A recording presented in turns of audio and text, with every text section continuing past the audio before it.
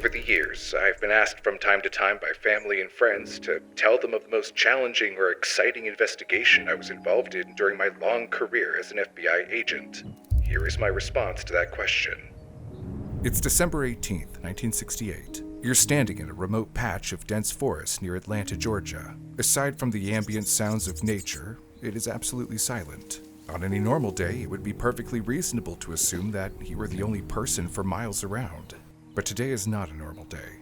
Today, there is someone else here, right below your feet. Imprisoned in a small capsule, screaming at the top of their lungs. In a written report, supervising FBI agent William F. Beane reveals to us what he describes as perhaps the most bizarre case ever investigated by the Bureau, a race against time to find a girl buried alive. December 17, 1968, at the Roadway Inn in Atlanta, Georgia. It was 4 a.m., and Jane Mackle woke to a sudden knock at the door of her motel room. She peeked through the room's window and saw a man wearing a police cap. He claimed to be an officer, and that her daughter's boyfriend, Stuart, had been in a terrible car accident. That was enough for her to open the door, but as soon as she did, she realized that the real problem had just been let in. This man wasn't a cop. He pointed a rifle and forced her onto the bed, face down. Moments later, another man came in, gagged her with duct tape, bound her limbs, and tried to knock her out with a cloth soaked in chloroform. But Miss Mackle fought back. Her daughter, Barbara, pleaded with her mother to give in and breathe the fumes, saying it would keep her safe. Instead, Jane pretended to pass out. As she lay still, the last thing she saw was the hem of Barbara's nightgown disappearing through the doorway. These kidnappers seemed to know Barbara, her boyfriend's name, and where she was staying. Who were they? How did they know so much? And what was their motive? Barbara Mackle was a 20-year-old senior at Emory University. She typically stayed in her dorm, but when she fell ill from a virus, her mother drove her from the family home in Coral Gables, Florida, to Georgia to take care of her. That's why they had been staying at the Roadway Inn on the night of the kidnapping. If you are at all familiar with Coral Gables, you might already have an idea why Barbara had been targeted. Her father was Robert Mackle, a multi-millionaire and land developer in Florida, the right kind of wealth and influence to attract the wrong kind of attention. But he was also well connected. Mackle was even a close friend of then FBI Director J. Edgar Hoover, who personally assigned the chief of the criminal section at FBI HQ, Inspector Rex Schroeder, to live in the Mackle's home while overseeing the investigation and helping Barbara's family make critical decisions. And while the case was only assigned to the criminal squad, Special Agent Beane was also granted to have all Miami agents at his disposal. But with no leads, the Mackles and the FBI were unsure where to start, unaware that their first clue had been right under their noses this whole time. It's been a long and a tense day here at the Roadway Inn near Decatur. Federal agents, DeKalb detectives, and friends and family of Barbara Jane Mackle have also been waiting for some word, any word, from the kidnapper. Later that morning, on the 17th at 9:10 a.m., the Mackles' residence received a call. Robert Mackle wasn't home yet, but one of his most trusted subordinates, William O'Dowd, nervously picked it up. Robert Mackle? It was a distinctive male voice. No, he is on his way to Atlanta. The voice went silent for a long time. Well, tell him to look under a palm tree in the northeast corner of the house under a rock about 6 inches down. Where did you say it was? O'Dowd wrote furiously on a notepad. The northeast corner of the house, the voice said hurriedly. Don't go so quickly. I can't take it down. That's all, the voice said. The line went dead. Time was of the essence, but O'Dowd and Elliot Mackle, Barbara's brother, decided not to go digging for whatever the kidnappers had planted on the property, thinking it might be safer to let the professionals handle it. A short time later, 2 agents who were surveying Coral Gables pulled up to the Mackles' home and surveyed the Mackles' garden. Right under the palms was a lone coral rock. One agent lifted it while the other began to dig, bracing for the worst. Was it a trap? A bomb? No. It was a test tube with a 3-page letter inside, but what was written on it did anything but ease their fears. Sir, your daughter has been kidnapped by us, and we now hold her for ransom. We offer no proof of our possession of her at this time. It will arrive by mail in a few days. Barbara is presently alive inside a small capsule buried in a remote piece of soil. She has enough food and water and air to last 7 days. At the end of the 7 days, the life-supporting batteries will be discharged, and her air supply will be cut off in a few days. She has little chance of escaping. The box is in an unusual and lonely place. She has no chance of being accidentally stumbled upon. And just like that, they realized that not only was Barbara's life on a timer, but it had already been counting down for hours since her abduction, hours they could never get back. However, the FBI told Robert that there was no way this box thing was real, that mechanically it just wouldn't work. Whether they actually believed what they were saying or were just doing anything they could to comfort a panicking father is uncertain. Regardless, two things were certain. Barbara's life depended on how well they followed the kidnapper's instructions, and every second mattered. Conditions for securing the safe return of the subject. 1. No police involvement during the payoff. 2. $500,000, equivalent to $4.6 million today, in $20 bills with no traceable markings. 3. When the money is ready, they are to put an ad in the papers with specific wording. 4. The bills should be delivered in a common suitcase by Robert Mackle himself. Another detail made the timing even more urgent. The kidnappers warned the money would undergo 8 hours of chemical and physical testing before they'd reveal Barbara's location. The agents of the Mackles' home supervised the preparations of the ransom money and photographed each and every one of the $25,000 $20 bills for tracing. Once the ransom was ready, they moved on to the next part of the demand. The next day, December 18th, they published an ad in 2 Miami newspapers with words exactly written from the ransom letter's instructions. Loved one, please come home. We will pay all expenses and meet you anywhere at any time. Your family. With 6 days left until Barbara's air runs out, they waited anxiously for the kidnapper's response. It must have taken them a while to see the ad, because later that day at noon, a phone rang at the Little Flower Rectory, the parish that the Mackles had been going to for years. Father Mulkey, the parish priest, answered it. Father, promise me you will not tell anyone what I'm going to tell you except the person I designate. This is a matter of life and death. I am the kidnapper of Barbara Mackle. The caller then repeated the same instructions the family had already received from the buried note. Father Mulcahy didn't believe the voice. It sounded too intellectual and not emotional, but the voice gave an unsettling thought. It is very cold up there, Father. Yes, I know it is, the priest replied. You could tell Mackle to follow the instructions exactly, or his lovely daughter will die. But Father Mulcahy barely knew the family and didn't even know their address, so the caller gave him directions. But Mulcahy followed him anyway, and as soon as he arrived, he realized the threat was real. FBI agents and Robert Mackles surrounded him and listened intently about his conversation with the kidnapper. Meanwhile, other agents dispatched to Emory University may have found a lead on the kidnappers' identities. One of Barbara's professors remembered 2 hippie types, a man and a woman, wandering around the science building 3 days before the kidnapping on Saturday, December 14th, asking where Barbara was. The building was closed that day, so their presence immediately struck him as strange. But when they asked the professor for his class list, he obliged. Barbara's name was on the list. He also told them that classes had already ended for their quarter, but they still had examinations until the 17th. The man turned to the woman and said, "We can't find her in class then." He described the man as tall, white, over 200 pounds, with dark hair and a full beard. The other was a petite white woman with notable, closely cropped blonde hair. Could they be Barbara's captors? Remember, Miss Mackle described the kidnappers as 2 men.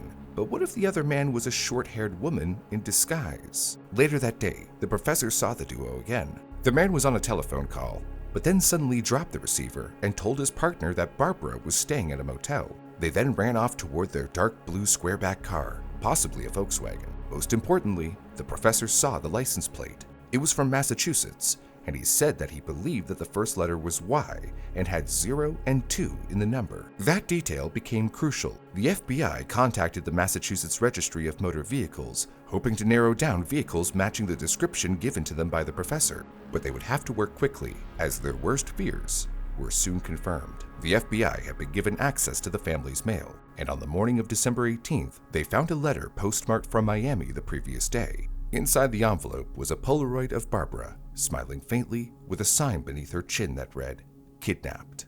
Alongside it was a gold ring. Her father, Robert Mackle, confirmed it belonged to his daughter. It was a proof of life, but a reminder of the grim countdown. Only 5 days left until the capsule would become Barbara's coffin, and they still had yet to receive a reply to the newspaper ad. Based on the ransom note, someone would call them the midnight after the ad's first appearance for further instructions. Robert Mackle, his closest confidants, and FBI agents did not sleep, waiting for contact. But the only calls they received were hoaxes. At 3:47 a.m., The phone rang again. Inspector Schroeder put on a headset to listen in as Robert picked up. Robert Mackle? Yes.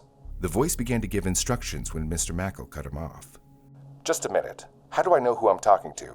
Robert already knew he was talking to his daughter's kidnapper, but saw the prompt card Inspector Schroeder held directing him what to say. You know it, the man replied. How do I know Barbara is well? You don't, but you'll have to take the chance. Mr. Mackle was then told to drive from 27th Avenue to Fair Isle Bridge. There, he would see a wall with a blinking light on a box. Inside it, he was to deposit the suitcase containing the money. They went through the instructions repeatedly, but Mr. Mackle didn't know where Fair Isle was, and Inspector Schroeder noticed that he was getting more and more agitated. Would you do something for me? I'm a broken father. Believe me, I've done everything that you could ask. Would you release her completely? We will release her. Don't worry. Among the many specific instructions they had been given, the original ransom note had stated, "You must be the one to deliver the money, Robert. You will dress yourself in all white. Any deviation from this outline will result in your death. Our messenger will have you in his sights from the time you leave your car." Despite this, the FBI began preparations for a body double to make the delivery, but Robert Mackle insisted. "If you were worried about my life, forget it. The point is to try to get Barbara back, not to protect me." And so, as soon as they pinpointed the drop-off location on a map, Mr. Mackle left immediately by himself, dressed in all white. But when he arrived at the bridge on Fair Isle Street, there was a problem. Everything was pitch black. No blinking lights, no box. Unsure of what to do, he placed the suitcase by a wall on the bridge, hoping it would be enough to bring his daughter home. At 4:41 a.m., over an hour after the call, the phone rang again at the Mackle house. Robert hadn't returned yet from the delivery, so it was his brother, Frank, who answered. Mackle? Yes. You missed. How come? What do you mean I missed? My brother went with the money. Frank shared that his brother had a hard time looking for the drop-off, so the voice repeated the location again. He's probably pretty shook up. I haven't seen him, so I'm going back to check now, the kidnapper added. Before Frank could reply, the man left the phone. The voice came back moments later saying, Tell him there's no light on it now. I'm actually pretty worried about Barbara. Our last report was that she was coughing pretty badly. Frank promised that his brother was doing everything he could before the man bid goodbye. Just 5 minutes later, Robert returned to the house, worried that the mistake had cost his daughter her life. They waited until daylight and then went to check whether the briefcase was still where Robert left it or if the kidnappers had retrieved it after all. It was gone. There was a moment of hope until an agent came in on the radio with news, and it wasn't good. There has been a shootout, and the money has been recovered. Robert stumbled and wailed, "They're going to kill my daughter." Back at around 4 a.m., 1.4 miles away from Fair Isle Street, a Miami police officer had been conducting his routine patrol around Rickenbacker Causeway and South Brickwell Avenue when he spotted an illegally parked car. It looked like something comparable to the suspect's vehicle described by the professor: dark blue, a square back, and a license number from Massachusetts, P72098.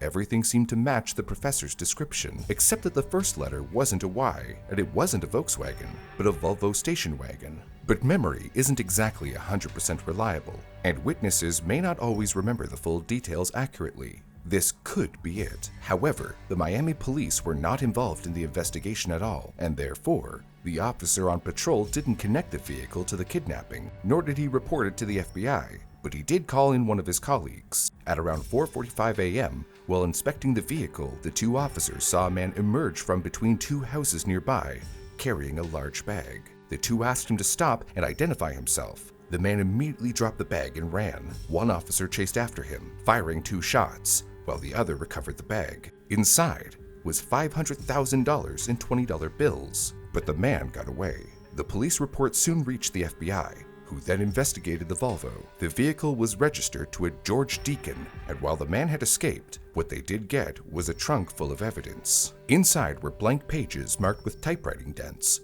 corresponding perfectly to the ransom letter and Polaroid photos. One of them was of Barbara, with the kidnap sign. This time, she didn't have a smile, and her eyes were closed. The others were of a bearded man and a short-haired woman, who seemed to have taken pictures of each other. But most importantly of all, there were IDs and fingerprints. The man was identified as Gary Stephen Christ, a 23-year-old ex-convict born in Aberdeen, Washington. Despite being young, his criminal record stretched back nearly a decade. He was first arrested in 1960 as a juvenile. Since then, he had been arrested multiple times for burglary and auto theft. Once, he escaped from a youth institution, stealing a car and driving it across state lines. In March of 1965, he married. But this didn't stop Christ from pursuing a life of crime. On January 6, 1966, he was arrested again for auto theft and was committed to the Dual Vocational Institution in Tracy, California. But he managed to escape from there as well in November of the same year.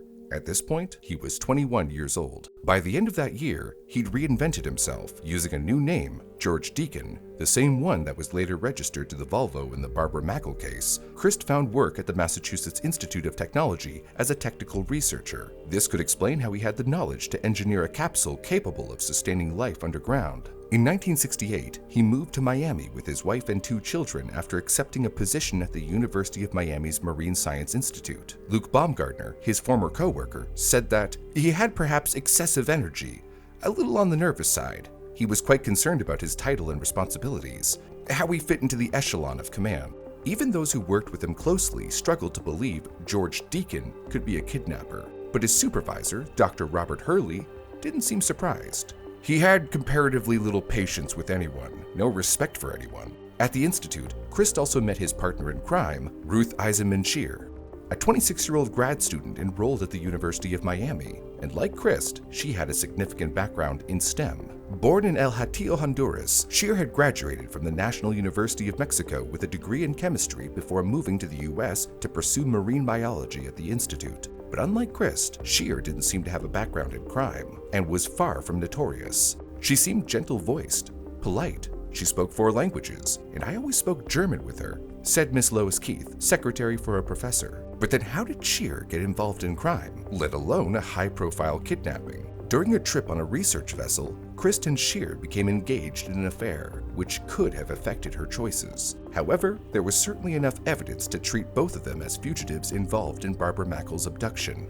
Almost all of the 125 agents from Miami HQ were assigned to the case. They monitored airports, bus and train stations, car rental companies, and lodgings near the payoff location, determined to catch the pair before they could disappear for good. On December 19th, the morning of the failed drop-off, the FBI relayed their findings to Mr. Mackle, but he didn't care who the kidnappers were. His only focus was to get another chance to deliver the ransom money to them in exchange for his daughter's whereabouts before the time ran out. With just 4 days until the ventilation fans in Barbara's capsule would turn off, he dictated a message to a Miami newspaper. Father pleads to kidnappers.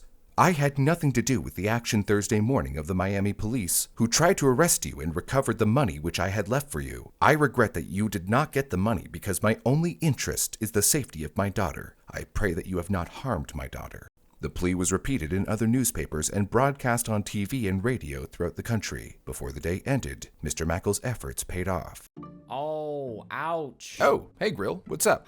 You know what I wish would pay off? This injury that I got at work due to negligence of another party. Ouch. Well, you could always contact... Does this sound familiar to you? Well, if so, I might have a solution. For you! Hi, I'm Grill Burns. Have you ever heard of the Bill of Wrongs? Yeah, me neither. You know what I have heard of? The Bill of Rights. And so have our sponsors, Morgan & Morgan, because they defend your rights if you've been wronged. Morgan & Morgan is America's largest injury law firm with over 1,000 attorneys and more than 100 offices nationwide. You can check out how much a client in Florida got. The insurance offered $350,000, but Morgan & Morgan got them a whopping $12 million. Another client was offered $0. You kidding me? Well, then Morgan & Morgan comes in and gets them $20 million.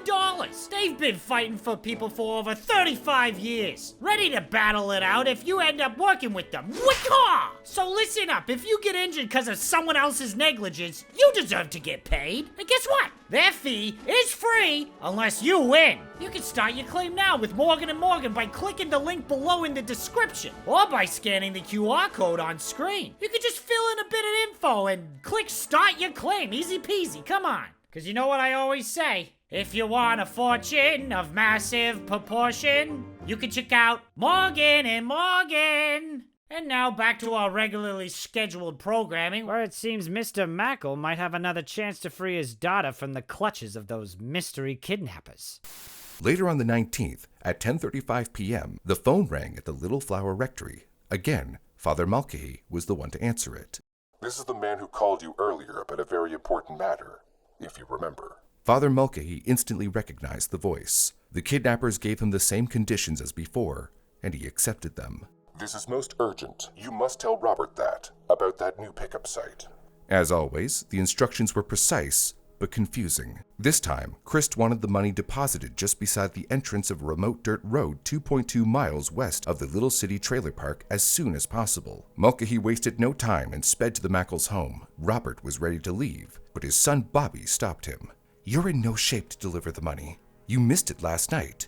We were lucky. This place is 40 times harder to find." Instead, they sent Billy Vessels, a former football star, one of Robert's most trusted corporate relation aides, and a close friend. At 11:25 p.m., the suitcase of $500,000 was packed in the Mackles' car. An FBI agent also came along this time. He hid himself by crouching in the front seat. They located the drop-off point and delivered the suitcase without a hitch. As requested by Robert, they didn't attempt to observe and wait for the kidnapper. By 12:20 a.m., they were back home, waiting in silence. Would the kidnappers finally tell Mr. Mackle where his daughter was, or had they already vanished, leaving Barbara to suffocate in her underground prison? Meanwhile, Gary Christ was added to the FBI's 10 most wanted fugitives. They hadn't added Ruth Eisman Shear yet, as they still didn't have much information about her. But the photos found in the Volvo offered their first lead. One image showed a room that investigators soon recognized as part of a hotel apartment on Ponce de Leon Avenue in Atlanta. Hotel staff confirmed that the couple in the photos who checked in as Mr. and Mrs. Price were Christ and Shear. Inside their old room, FBI agents found fingerprints belonging to both suspects, along with a cut Venetian blind cord, the same kind used to tie up Mrs. Mackle during her daughter's abduction. By 12:30 p.m. on December 20th, another lead surfaced. A man had just rented a lime green Ford Fairlane at a car rental agency near Miami International Airport under the name George Deacon, the same name Christ had been known to use as an alias. This information was immediately broadcast to all law enforcement agencies in Florida. Another breakthrough came just 25 minutes later at 12:55 p.m. when the Atlanta FBI office received a call from an anonymous man. I want to give you some information on the Mackle girl. The operator tried to transfer him to an agent, but he refused. The man continued to speak quickly. I want to give you some directions on how to find the capsule. I'll give you this one time. Don't switch the call. The phone operator had no idea what he was talking about. Barbara Mackle's kidnapping was widely publicized by then, but not the part about her being trapped in an underground capsule. Still, the operator wrote down all of his detailed instructions. Go to I-85. Go to the center of town on Norcross Tucker Road. Turn off on Buford intersection. Then go 3.3 miles. Come to a little road and take a left there. Across the street from where you turn left, there is a little house on a hill. Then go 1/2 mile and turn off the road to the right. And it is really not a road. And go 100 yards up in the woods. And in the area, you will find the capsule. By 1 p.m. on December 20th, every available agent in Atlanta had been dispatched to find the area described by the caller. With his specific instructions and all these people on the case, you might think that they would have no problem finding where Barbara was buried. But as soon as they tried following the directions, they learned that they were either incomplete or incorrect. For instance, the man said to head off on Norcross Tucker Road once they reached Buford Highway's intersection, but there were 4 directions from the intersection, and the man didn't say which way to take. Search teams were assigned to each of the directions and wandered almost aimlessly. By 4 p.m., the burial site was still nowhere to be found. Then, one team circling back along McGee Road stopped near a dump site. One agent pushed through the woods while the others scanned the area. The agent in the woods was already too far from the road and decided to walk back to search in another area with his partner. On the way, he noticed some red clay peeking through a pile of leaves and underbrush, as if the clay had been freshly dug and then hidden. The agent immediately called for his partner. As they began to brush away the leaves, they began to hear some knocks. The agents called out, Barbara Mackle, this is the FBI."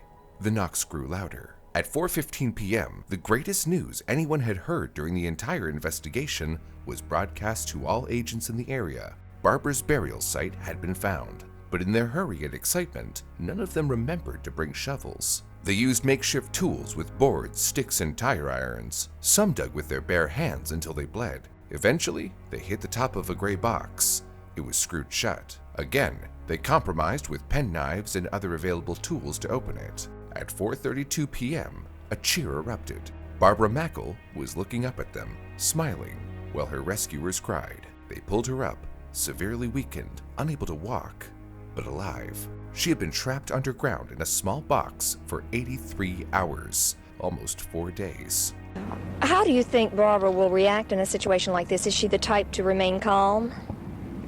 I don't think so. I mean, I know myself, I'd certainly react, and I think she would too. But how did Barbara act when faced with a situation as terrifying as being kidnapped and buried alive? Well, after her rescue, Barbara was eager to help the FBI with the investigation and told them everything she could remember about the horrifying events of the past few days. After all, even though the most important part of their mission, recovering Barbara alive, was a success, they still needed to catch the kidnappers, Gary Christ and Ruth Scheer, although Barbara knew them as George and Ruthie. Back on December 17th, at around 4:10 a.m., Christ drove the three of them in his Volvo to the burial site. Barbara still didn't know she was about to be buried, only that she was being kidnapped. She kept her head down on Scheer's lap, hoping that if she didn't resist, they wouldn't shoot or chloroform her. At first, Barbara thought the accomplice was a man, until Scheer cradled her face and said softly, "Oh, she is sick." Then she rubbed Barbara's arm and whispered, "We won't hurt you. Just do as he says." To Barbara, Scheer seemed almost gentle, sympathetic even, while she described Christ as cocky and conceited. "This is going well," he said, casually as if it were all a game to him. They arrived at the burial site at around 4:30 a.m. Scheer began unpacking food, water, and blankets. For a moment, Barbara thought she was going to be held in a house nearby, but then she overheard Christ muttering about how they had dug the hole too deep. That was when the truth hit her. She was going to be buried. She sat up immediately in the car, her mind racing to plan an escape, but Christ was there. "I thought you were going to behave yourself. I've got to get up. My nose is stopped up. I can't breathe." Barbara thought that she could talk things out, but Christ just proceeded to tie Barbara's ankles together and began explaining his plans and the capsule. Barbara could not believe what she was hearing. Who would even think of burying someone alive, especially when there's apparently a house nearby? "You probably think I am crazy. They think I am crazy, but I am not," Christ said. Barbara begged them to just keep her in the house, but Christ kept saying that he would have to ask the boss, while Scheer gave her assurances. "Don't worry, Barbara. We'll come check on you every 2 hours." Christ demanded that Barbara hand over all her metal possessions, but she was only wearing her nightgown and a single gold ring, a gift from her father. Christ took it, then he ordered Scheer to inject her with a tranquilizer. Barbara's body went limp. Christ carried her to the burial site, roughly 4 feet deep, and laid her beside it. Christ placed a sign under Barbara's chin that said, "Kidnapped victim," and took a Polaroid of her, but Barbara's eyes were closed. Christ slapped her and told her to smile for daddy, leading to this chilling photo. Christ handed Barbara the instructions for the capsule before lowering her feet first into the capsule. Up until that point, Barbara thought she would be in a room like Christ said. She expected to be able to stand and walk around. However, when her feet hit the bottom and sat down, she realized that the room was too short and thought she was only in some sort of passageway and that the room was much deeper. But when Christ ordered her to straighten her legs, and she couldn't fully, she understood what this was. It was a box. My mind was functioning, but it wasn't accepting. I was petrified. I went hysterical. Barbara screamed. "No, you can't do this," Christ replied calmly. "Don't be such a baby." Barbara was just about to get up when, suddenly, the top of the box came down. Christ was already screwing the lid shut when Scheer realized that she had forgotten to add a blanket and insisted that Christ remove the screws. Once they added the blanket inside, Christ got to work again. He fastened the lid shut with 20 heavy-duty screws.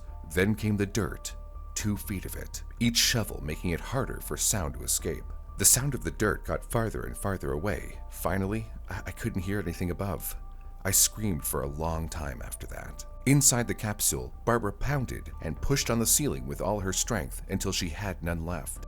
I was panting hard, and I could hear my heart beating. I guess if there was a peak of terror, it was right after they left. Knowing that no one could hear her anymore, Barbara calmed herself down and removed the cords that tied her limbs and read the instructions they had left her. It was 3 pages long and typed in all capital letters. Do not be alarmed. You are safe. You are presently inside a fiberglass reinforced plywood capsule buried beneath the ground near the house in which your kidnappers are staying. Your life depends on the air delivered to your chamber via the ventilation fan. This fan is powered by a lead-acid storage battery capable of supplying the fan motor with power for 270 hours. However, the use of the light in other systems for only a few hours, coupled with higher amperage drain, will reduce this figure to only 1 week of safety. A muffler has been placed in the air passage to prevent any noise you make from reaching the surface. If we detect any commotion which we feel is dangerous, we will introduce ether to the air intake and put you to sleep. The light uses 2.5 times the amperage of the air circulation system. Use of the light when not necessary will cut your battery safety margin substantially. If you use the light continuously, your life expectancy will be cut to 1/3 of the time we have allotted you before you are released. The ventilation system is doubly screened to prevent insects or animals from entering the capsule area. You risk being eaten by ants should you break these protection screens. Be advised, however, that you are beneath the water table. If you should break open a seam, you would drown before we could dig you out. The capsule instrumentation contains a water-sensitive switch that will warn us if the water enters the capsule to a dangerous degree. The box has a pump which will evacuate any accidental leakage from the box when you turn the pump switch to the on position. This pump uses 15 times as much power as your ventilation fan, 7.5 amps. Barbara remembered Chris' explanation about the pump as well. Once it's turned on, it will alert them at the house. Her abductors also included 3 gallons of water and a tube to drink from, a case of candy for sustenance, a bucket with an antibacterial solution for bodily waste, a roll of wax paper for cleaning, some sanitary pads, blankets, a mat, and tranquilizers to help her sleep. But Barbara didn't want to sleep. She wanted to stay alert. She focused on the last few sentences of the instructions. We're sure your father will pay the ransom we have asked for in less than 1 week. When your father pays the ransom, we will tell him where you are, and he'll come for you. Should he fail to pay, we will release you, so be calm and rest. You'll be home for Christmas one way or the other. Barbara's first plan was to convince her abductors to let her talk to their boss when they came to check on her in 2 hours. I'm sure I can convince them there is no need for this. No need at all. There is the house, she thought. Maybe the abductors would even let her speak to her father through a phone. But Barbara was skeptical of everything in the letter, and she was right to be. She doubted that she could actually drown with all the dirt packed around her. And technically, she couldn't have been buried beneath the water table. If she had been, the hole would have flooded quickly. Still, the box was damp and cold, which meant that she was dangerously close to the water table. If it rained and the water level rose, that's when she might drown. Barbara thought of her family and how they might be reacting. Her mind raced through all the worst things that could happen until panic crept in. She turned on the pump that she was told would alert her abductors in the house for water leaks. No one came. Barbara thought they must have assumed she was bluffing. She decided to wait even as the panic raged. Without the sky, Barbara had no way to tell the time, so she started counting. When she reached 7,200, she turned off the ventilation fan to listen for footsteps, only to be met with silence. So she counted again. By another 7,200, she was sure that it had been about 4 hours, and still, no one had come to check on her, even though Shear had said they would every 2 hours. Another lie. There wasn't any house, and there was nobody there. For the first time since being kidnapped, Barbara cried and thought of her death. Then she tried to comfort herself by recalling memories, singing songs, doing anything to stop the panic. When her fear of the dark grew too much, she turned on the light. She did this so often that eventually, the light died. Absolute darkness closed in, adding to the claustrophobia of the tight space. She tried to sleep, but couldn't find the tranquilizer in the dark. She turned off the fan when it began to get too cold, then feared suffocation and turned it back on, only to shiver again from the cold. The pain in her muscles grew unbearable, and the longer she was trapped, the harder it was to track the time. She started guessing the time of day by how cold it was. She tried to stop her body from being sore, but no position helped. Her lips were also burned and swollen from the chloroform. She tried to force herself to drink water, but it tasted so terrible that she didn't drink too much. The tranquilizers were in the water. It was impossible for her to know how much of the 4 days trapped in the box she had spent asleep, but it was a good thing that she wasn't when noises came from the surface for the first time since her captors had left her. She pounded on the box. She shouted her brother's name. "No, this is the FBI," a man replied. I didn't say anything. It was complete happiness. I didn't know if it was the FBI out there or not. I didn't care. There was somebody out there. and they knew I was here, a human being. I had never felt such a wonderful feeling of relief, Barbara recalled. After her rescue, Barbara was taken to an agent's house nearby to check her condition. Meanwhile, FBI Director Edgar Hoover called his friend Robert Mackle and reported the good news. Barbara was then returned to her family just in time for Christmas. At a press briefing, Robert Mackle's brother spoke through tears. I want to say also to so many people that have sent in to my brother and his family that they were saying prayers for them, and I think this may have done a great deal of good, with all due respect to the FBI. But the case wasn't over yet. The two kidnappers had successfully made off with today's equivalent of $4.6 million, and their whereabouts were unknown. But with Barbara now home safe and sound, the hunt for Kristen Shear shifted into high gear. On December 20th, the day of Barbara's rescue, an owner of a marine supply company in West Palm Beach called the FBI, telling them that around 9 a.m., a man going by the name Art Horowitz came to their store, matching the description of Gary Stephen Christ. He also drove a metallic green car, just like the one rented by a George Deacon the day before. Agents arrived at the store and found that he had purchased supplies, water charts, and a San Orlando Clipper, totaling $2,800. He paid with $20 bills, all of which matched the bills in the photos of the ransom money. Investigators also found that Horowitz checked into a nearby hotel at around 9:30 a.m. When they showed Christ's photos, the personnel thought that they were identical, but that there had been no sign that Shear was with him. The last person to see Christ was an attendant from the marine supply company who had helped him test the boat. Christ mentioned that he had planned to go to Fort Lauderdale, but then asked where the nearest inlet was. The attendant pointed him toward the Palm Beach Inlet, just north of the showroom. This was also the direction Christ was last seen heading. At around 2 p.m., the manhunt would be taken to the sea.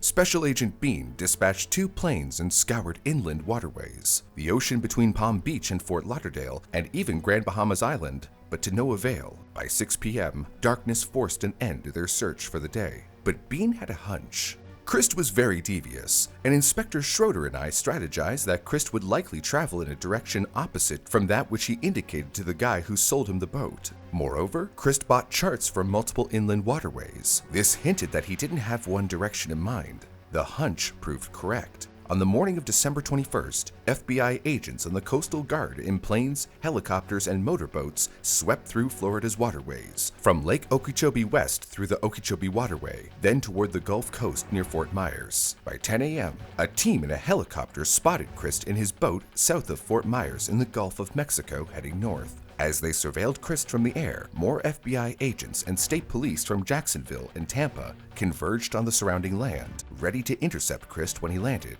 But by noon, Christ realized that he was being followed.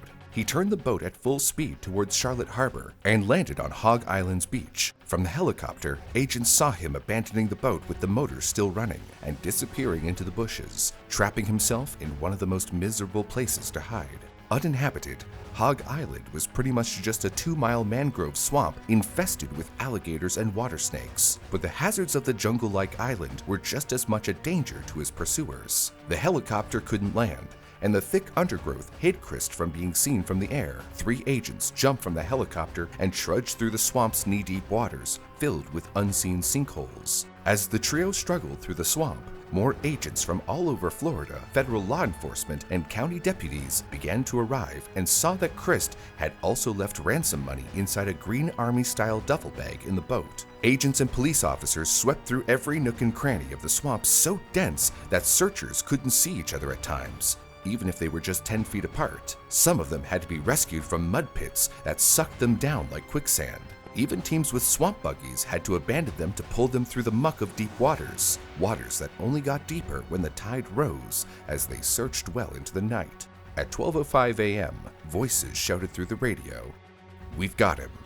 5 days after Barbara's kidnapping, 2 Charlotte County deputies captured Christ, cooperative and exhausted. He still clung to a suitcase stuffed with more than $18,000 of the ransom money. The duffel bag he'd abandoned in his boat held the remainder of the money. According to Christ, he thought he had landed on the mainland, not an island that, ironically, had once been owned by Robert Mackle himself. But more importantly, he told investigators that he didn't know where Shear was. He also confessed that, despite what he told Barbara, There was never any boss. Chris had come up with this scheme 2 months earlier in October of that year. When Chris told Scheer about his scheme to kidnap someone to earn both of them a lot of money, he already had a detailed plan for the capsule. On November 11th, Scheer's birthday, Chris told her that he had picked his victim after extensive research, Barbara Mackle, and had begun constructing the capsule that would keep her alive underground for 7 days. He made it in a small U.S. Marine Corps construction trailer parked on the grounds of the Marine Science Institute that only he had access to. In the first week of December, Christ began working on the details of the abduction and the exchange.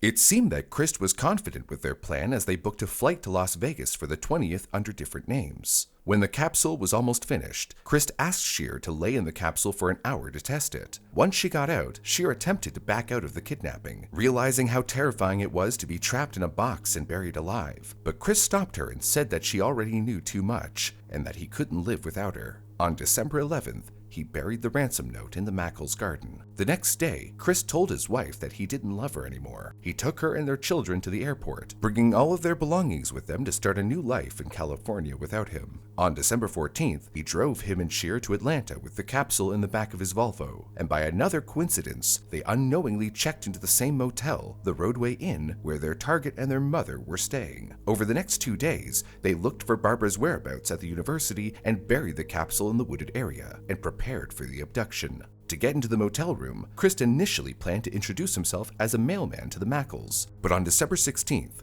the night before the kidnapping, Chris saw a police officer's hat just lying on the ground near a diner's door. He snatched it, deciding to impersonate an officer instead. Back in their motel room, he shaved his beard, thinking that police officers usually don't have them. He then tested the Polaroid camera while Scheer mixed the tranquilizer for Barbara. On December 17th, they abducted Barbara and buried her alive, leaving the site around 6 a.m. before returning to the Claremont Motel, where Christ ordered Scheer to dispose of the shovel behind the inn. Far from their promise to check on Barbara every 2 hours, they immediately left for Miami. Throughout the drive, Scheer lay on the floor of the Volvo as Christ instructed to keep her out of sight. Christ and Scheer monitored news of the kidnapping and planned out the payoff while hiding out in what used to be his family's trailer. Next is where their plans began to fall apart.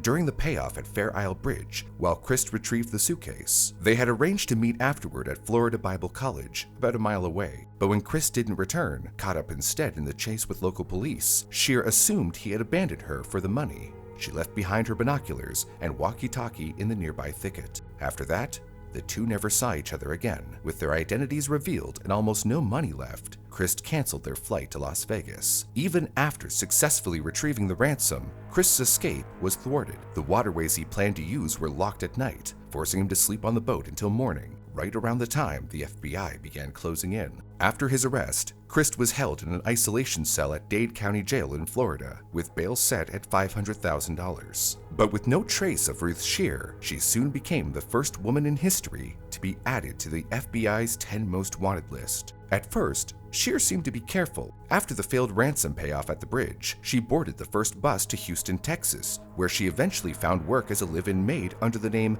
Irma Helga Sanchez. Like Barbara, her employer quickly took a liking to her and even offered to sponsor her for a driver's license. But that posed a problem. It meant her fingerprints would be taken. Scheer told her employer that her father had fallen ill and that she needed to return home to care for him.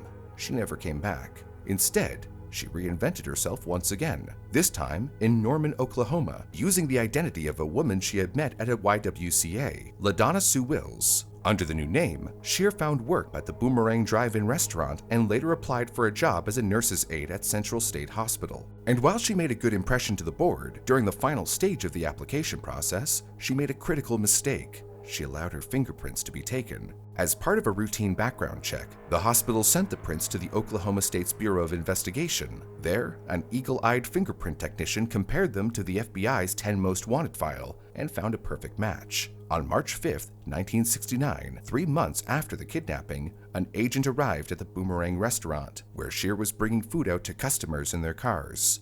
"Are you Donna Sue Wills?" the agent asked. "Yes." "Are you Ruth Eisman Scheer?" "Yes, we are from the Federal Bureau of Investigation." "Yes, I know."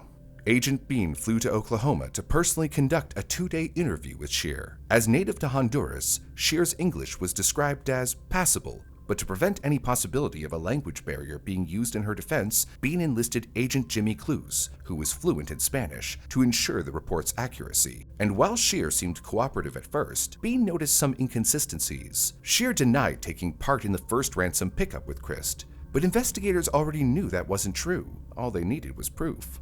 Beane asked the Miami Herald to publish a photo of Christ's radio used during the ransom drop, hoping someone might find Scheer's matching device. By chance, a 7th grader discovered it in a nearby field, and his mother turned it in. Technicians found Scheer's fingerprints on the batteries inside, placing her at the scene beyond any doubt, forcing Scheer to finally admit her part. But there was something that had never been clear about Scheer: her true nature. In her written statement, she portrayed herself as both a reluctant accomplice and a woman blinded by love. Deacon and I discussed our life's dreams, which included, on his part, an intense desire to be wealthy. I wish to explain at this time that I was very much in love with Deacon. He told me that the best manner of proving my love for him was to stay with him and to help him with the project. Since I was so worried about Barbara, I understood that it would be best to resign myself and try to help Barbara in every possible way that I could. I was so concerned with the well-being of Barbara that I desired to enter the capsule with Barbara. I pleaded with Deacon to let me remain at the burial location. Deacon would not permit me.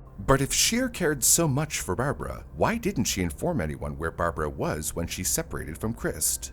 When asked, Scheer broke down in tears, yet gave no answer. Years later, Barbara answered for Scheer in her book. There is no answer to it.